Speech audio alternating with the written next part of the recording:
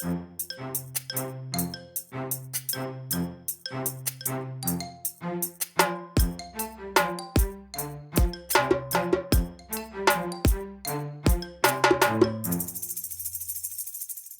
we change subject, Kim? Yes. And can talk about something completely different. Since this is the English version of the information security stack, we have a Swedish podcast as well called Stacken, which is the exact same topics and so on. We had a Christmas episode in the Swedish podcast where we presented book tips. Meaning, if you wanted something to listen to or read during Christmas and the last Christmas break, and we are heading that way soon again. So, I mean, it's almost a year ago. Jesus, time flies.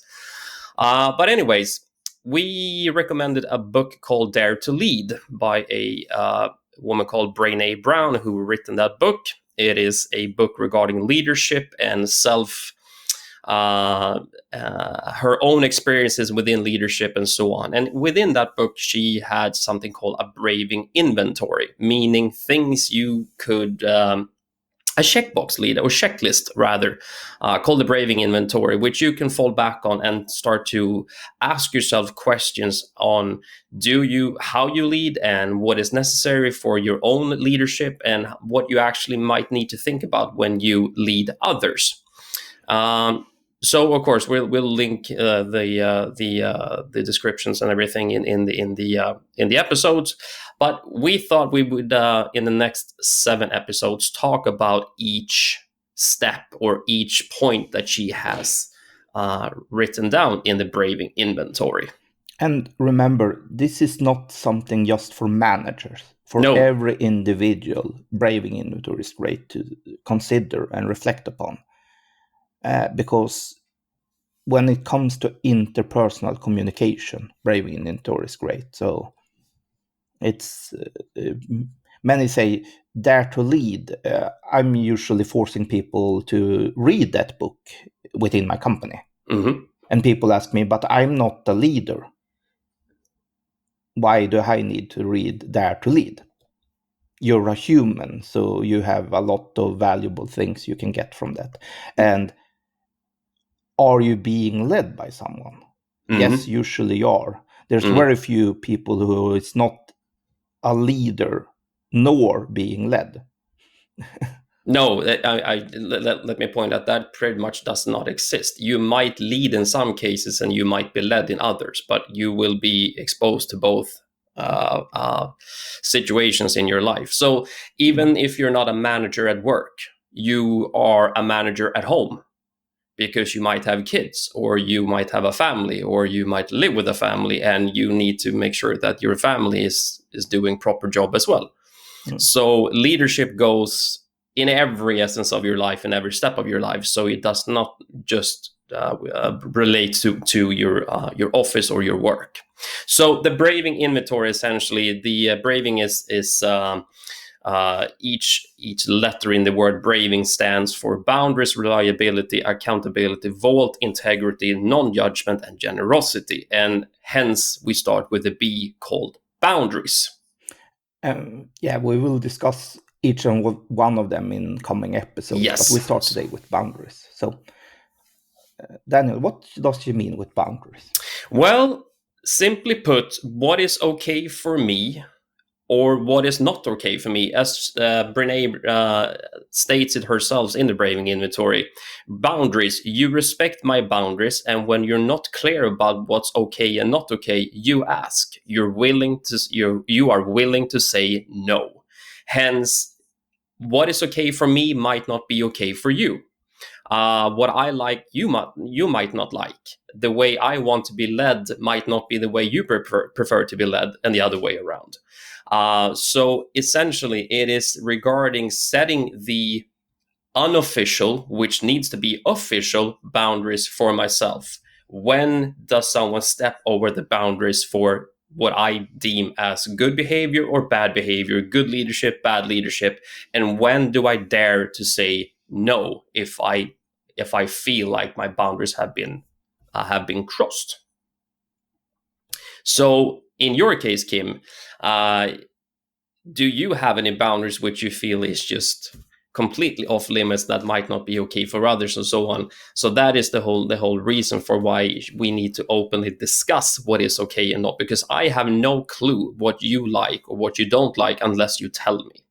And I can't read your mind, and I can't read your body. Your body language might tell me something, but I can't completely read your mind. So you're going to have to openly tell me what you like and what you don't like. No. Why? For sure. Everyone likes the same.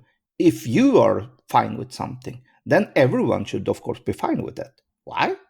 Well, no, because we're humans and we have different likes and we have different behaviors, and we are not conformed in the same mold as everyone wants to believe, or sometimes wants to believe. We are all individuals and we have our own individual likings, and it's extremely important that those likings and dislikes are communicated. So yes, this, folks, mean you have to talk to other people. Chat is not going to do it for you. Emails are not going to do it for you unless you write it down in an email and send it out to your colleagues, I guess would be a way. But still, that leads to interpretation and misinterpretations, and they can't see you when you're writing it, so they're not clear in what state you're in. So unfortunately, it is about actual physical communication and opening your mouth and telling people what you like and what you don't like. And when you think people cross your boundaries, step on your boundaries, and this is really hard. If we imagine, have you ever been in a situation where someone said something and you thought, and cringed, but you didn't say something about it? Nope.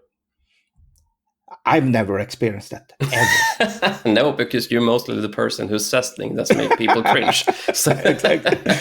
So it depends on which end of the spectrum we are in here. But yeah, for sure. But yeah. And then it's very easy just to dismiss that as, they're oversensitive. They should get a thicker skin. Yes. Does this work well in a team dynamics then?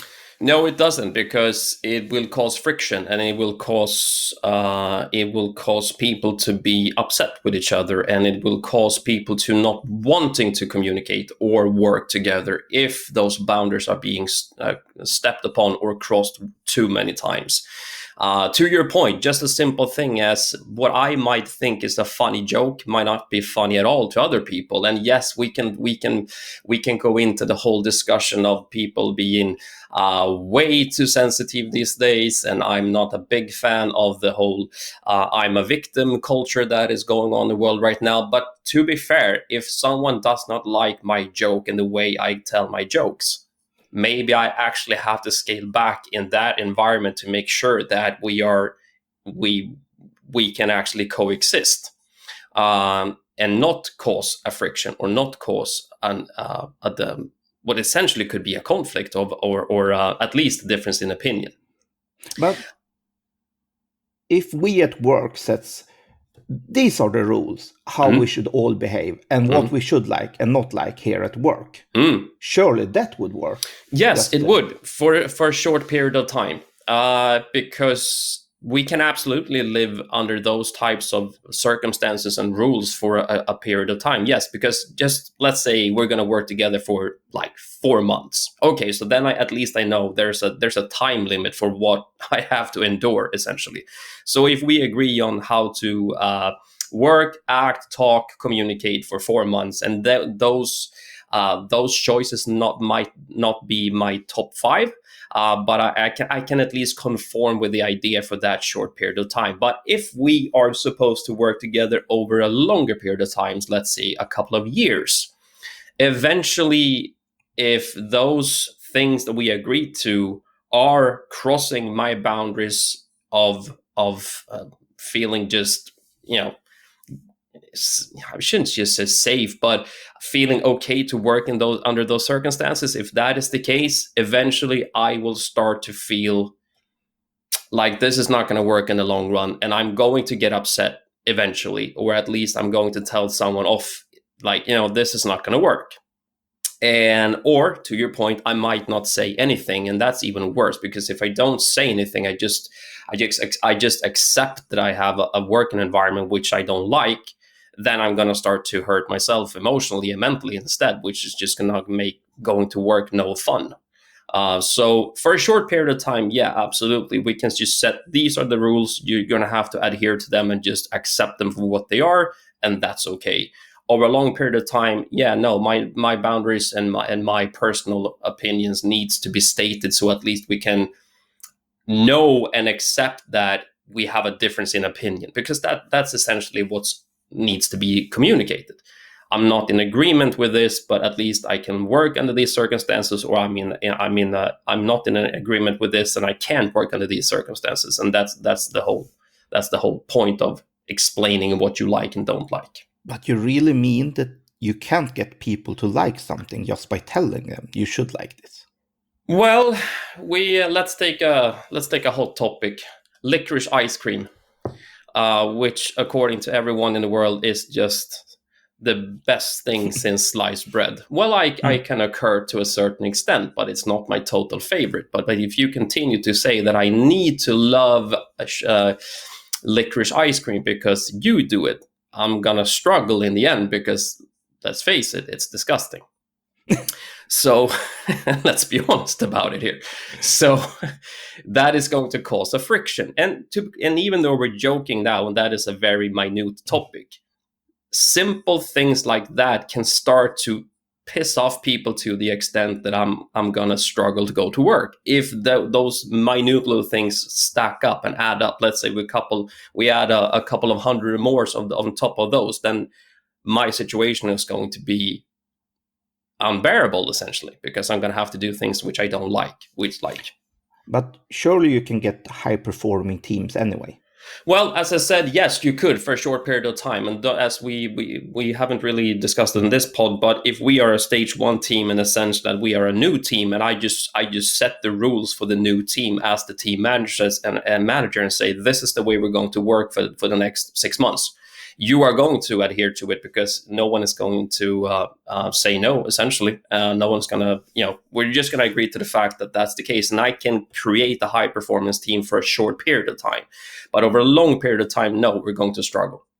So if we want to be a team, let's say for the next 3 to 4 years, and work together, you know what? Everyone's boundaries, likes, dislikes, what I want to do, what I don't want to do, needs to be communicated. At least then we can talk about it, and we can come to some sort of an agreement, or middle of the line type of approach. And like she says, you ask and you're willing to say no. Yes. So it goes both ways. Yes. You need to both be able to ask, and you need to both be able to tell. Yes. So if I ask, what are your boundaries, Daniel, and you don't tell me anything, then it's my fault. Also on you. Yeah, that's my fault. And you just go and being annoyed and think, he should have known. He should have realized I don't like this. Even though I said yes, I meant no. No, that approach does not work at all. If you say yes, then that's what you mean. If you say no, then that's what you mean. So but yeah, this sets a bit of a challenge. People need to be able to trust each other to communicate. It is struggling, and especially in these times now, when we are sitting far away from each other, like you and me right now. You're in Stockholm, and I'm not in Stockholm. I'm 60 miles away from you, so nautical miles. It's a struggle, man, because we don't communicate in the way we used to. We don't meet the way we used to, so it is hard. And in these trying times, to be honest, the whole boundary thing is even more important, I believe. And we have to communicate what is okay and what is not okay, when we can't be our normal selves, so to speak. So that's where we are with that. So our recommendation is having open communication, being prepared to set and clearly communicate these are my boundaries, and respect them. Yes. So it's good. So that's where we are. And next week, we'll continue to talk about the Braving inventory. So the cliffhanger for next week is we're going to talk about reliability.